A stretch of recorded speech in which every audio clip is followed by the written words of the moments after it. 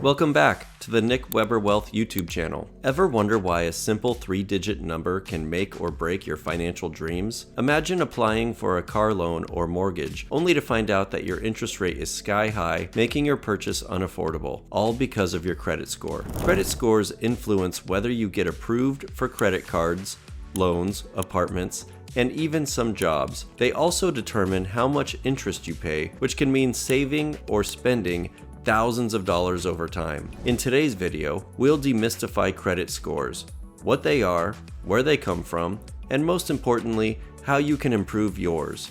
Before the 1950s, getting a loan was surprisingly personal. A local bank manager might decide your fate based on subjective judgment, your reputation in the community, or even your handshake. Early credit bureaus did exist. The retail credit company, now Equifax, started in 1899, but they gathered often subjective gossip and personal information to judge creditworthiness. This was neither fair nor consistent. Everything changed in the mid-20th century. In 1956, the Fair Isaac Corporation, founded by Bill Fair and Earl Isaac, introduced the first credit scoring system named FICO. This brought a more standardized, data-driven approach to judging credit. By 1989, the modern FICO score, as we know it, was launched using a scale from 300 to 850. Lenders quickly adopted it, and by the mid-1990s, even mortgage giants Fannie Mae and Freddie Mac required FICO scores for home loans. Fast forward to today, we also have VantageScore,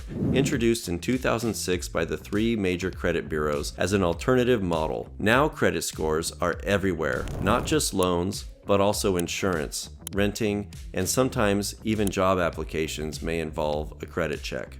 Let's bust a few myths and share some eye-opening facts about credit scores. The average FICO credit score in the US is around 715. That falls into the good range. In fact, about 71% of Americans have a score of 670 or above, which is considered good or better. So if your score is below that, don't panic. You're not alone, and there's plenty of room to improve. If you're above that, great. Maintaining it will open many doors. A perfect 850 score is not necessary. Actually, less than 2% of people have a perfect 850 credit score. You do not need perfection to get benefits. Generally, anything in the mid-700s or above will qualify you for the best rates. So focus on reaching a very good score, not the mythical perfect score. Myth: checking my credit hurts my score.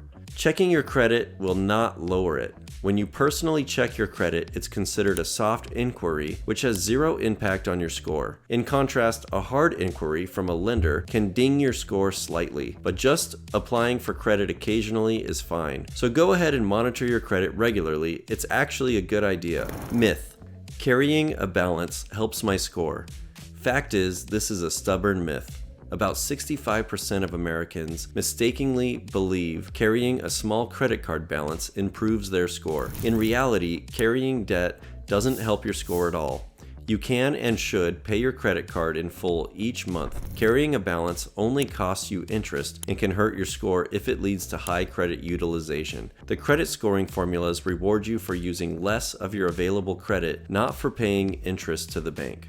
What affects your credit score? So what actually goes into that 3-digit number? Whether it's a FICO score or a VantageScore, your credit score is basically a report card of how you handle debt. Both models look at similar factors from your credit reports, which are the data collected by Experian, Equifax, and TransUnion. The major factors can be summed up as how reliably you pay your bills, how much debt you carry, how long you've had credit, your mix of credit types, and recent activity. In the FICO model, used in about 90% of lending decisions, the weight of each factor is roughly this. Here's a breakdown of credit score components. Payment history is 35% of the pie. This is the biggest factor affecting your score. It tracks whether you pay your cards or debt on time. Even one late payment can drop your score, so consistency is key. Next, 30% for amounts owed or utilization. This is looking at how much of your available credit you're using. For credit cards, this is crucial. Using 80% of your limit can hurt your score, whereas using 10 to 30% or less is viewed positively. Next, 15% for length of credit history. Basically, this is the age of your accounts. Older is better. A longer track record gives lenders confidence. Tip: this is why people say don't close your oldest credit card. Next, 10% for new credit, meaning every time you apply for credit, a hard inquiry may slightly ding your score. Opening several new accounts in a short time is a red flag. Finally, credit mix for 10%. This is having a mix of credit types. Revolving credit like credit cards, plus installment loans like auto or student loans. This can slightly help. It shows you can handle different kinds of debt responsibly. And remember, VantageScore factors are very similar. For instance, payment history is still the most important at 40% for VantageScore. So this pie chart gives a good general picture for both models. The exact percentages don't need to be memorized, just know what behaviors matter most. Next, the big question: how can you boost your score if it isn't where you want it to be? Here are some practical, no-nonsense steps. First, pay every bill on time, every time. Set reminders or auto pay because payment history is number one. Even if it's the minimum on a credit card, never miss a due date. Late payments can hurt and stay on your report for years, so consistency is your best friend. Next, reduce your credit utilization. High balances relative to your limits drag your score down. Aim to use under 30% of your credit card limits, and lower is better. For example, if you have a credit card with a $5,000 limit, try to keep the balance under $1,500. Paying down debt will gradually lift your score as your utilization drops. Next, don't close old accounts lightly. Length of credit history matters. If that old credit card has no annual fee, consider keeping it open and occasionally active. It helps maintain the age of your credit and your total available credit, which in turn keeps utilization lower. Next, limit new credit applications. Each time you apply for a new credit card or loan, your score may dip a few points from the inquiry.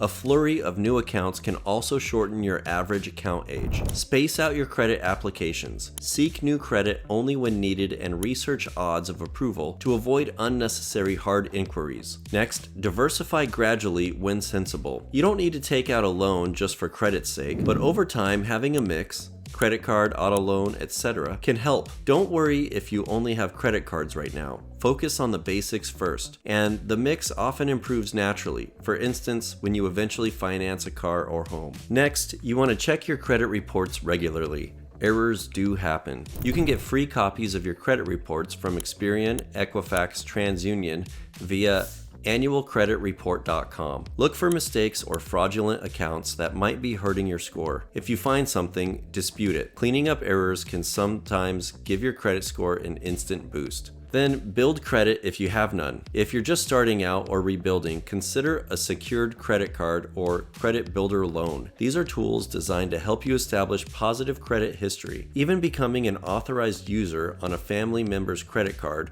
with their permission of course, can jumpstart your credit profile. So why go through all this effort to improve your credit score? Because the real life payoffs are huge. Here's 4 examples of how a better score can directly benefit you. First, it can significantly lower interest rates. This is the big one. Lenders reward good credit with lower rates. For example, on a $200,000 30-year mortgage, someone with 760 FICO score versus a 620 score could get an interest rate about 1.6% lower, which means paying roughly $64,000 less in interest over the life of the loan. That's the price of a luxury car saved just by having excellent credit. The same goes for auto loans, personal loans, even credit cards. A better score means you keep more money in your pocket through lower interest. Next, easier approval and more options. With a healthy credit score, you'll find it much easier to get approved for mortgages, car loans, and credit cards, often with higher credit limits to boot. You'll have options, multiple lenders competing for your business, so you can choose the best terms. Bad credit might leave you with only high interest predatory options or none at all. So good credit opens doors. Next is better car insurance and housing and job security. Did you know many car and home insurance companies consider credit, at least in states where it's allowed? A higher score can net you a lower insurance premium because insurers have found a correlation between credit and claim risk. Similarly, when you rent an apartment, landlords might check your credit. A solid score tells them you're likely to pay on time, giving you an edge in a tight rental market. Some employers employers, particularly in financial or security-related jobs, may also view your credit report during background checks. So in short, improving your credit can reduce financial stress in many areas of life, not just about loans. Finally, more rewarding credit cards. With excellent credit, you qualify for the best credit cards, ones with cash back, travel points, or other perks. These cards